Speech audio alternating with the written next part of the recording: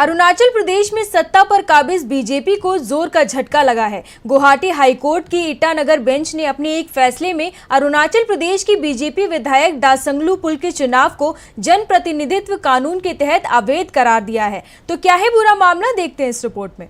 कांग्रेस अब बीजेपी को उसी के दांव से मात दे रही है। बीजेपी नेताओं का कानून के दायरे में लाकर खड़ा कर रही है और ऐसा ही एक मामला अरुणाचल प्रदेश से सामने आया है। गुवाहाटी हाईकोर्ट की ईटानगर बेंच ने अपने एक फैसले में अरुणाचल प्रदेश की बीजेपी विधायक दासंगलु पुल के चुनाव को जनप्रतिनिधित्व कानून के तहत उनकी विधायकी खत्म कर दी है। हाईकोर्ट की ओर से उनके चुनाव को अवैध करार दिए जाने के पीछे की वजह चुनावी हलफनामे में संपत्तियों के बारे में दी गई जानकारी छुपाना है।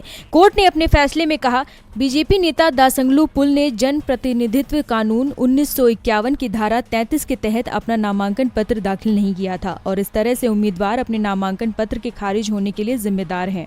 दासंगलु पुल 2019 के मई में हुए विधानसभा चुनाव में हुइलियांग सीट से चुनी गई थी। 45 साल की पुल ने इससे पहले यहां हुए उपचुनाव में जीत हासिल की थी। 2016 में अपने पति और पूर्व मुख्यमंत्री कलिखो पुल के निधन के बाद इस सीट पर उपचुनाव कराया गया, जिसमें दासंगलु पुल को जीत मिली थी।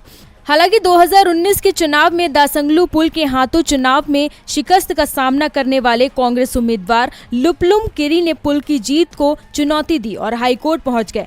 कोर्ट में उन्होंने दावा करते हुए कहा था कि दासंगलु पुल ने अपने चुनावी हलफनामे में पति की मुंबई में 4 और अरुणाचल प्रदेश में 2 संपत्तियों के बारे में कोई जानकारी ही नहीं दी है। साथ ही लुपलुम किरी ने यह भी कहा कि मिस दासंगलु पुल का नामांकन उनकी ओर से आपत्ति जताए जाने के बावजूद भी स्वीकार कर लिया गया। पुल ने अपनी सफाई में कहा था कि उन्होंने अपनी पति की इन संपत्तियों पर कोई दावा नहीं कर रही हैं।